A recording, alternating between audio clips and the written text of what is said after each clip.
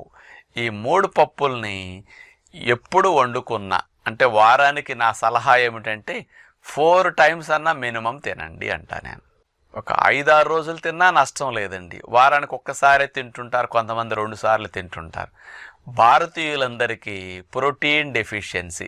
మాంసాహారం తినేవారు కూడా కందిపప్పు తినండి, పెసరపప్పు, శనగపప్పు తినండి. ఎందుకంటే మాంసాహారంలో ప్రోటీన్ ఉన్నప్పటికీ దాన్ని వండుకునే తీరులో నూనెలు, మసాలాలు వేయటం వల్ల ఆ ఘాటుకి ఎక్కువ కూర తినలేం మనం, కొంచెం కూర తింటాం.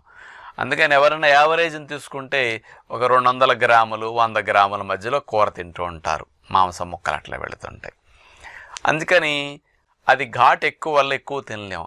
అదే పప్పు అనుకోండి, కొంచెం వేసినా ఉడుకుతుంది, కాస్త రెగ్యులర్గా తింటాం కాబట్టి దీనివల్ల ఇబ్బంది అసలు ఉండదు, ఏ సైడ్ ఎఫెక్ట్ లేకుండా తేలిగ్గా వచ్చేస్తుంది. మాంసం అరగటానికి 7-8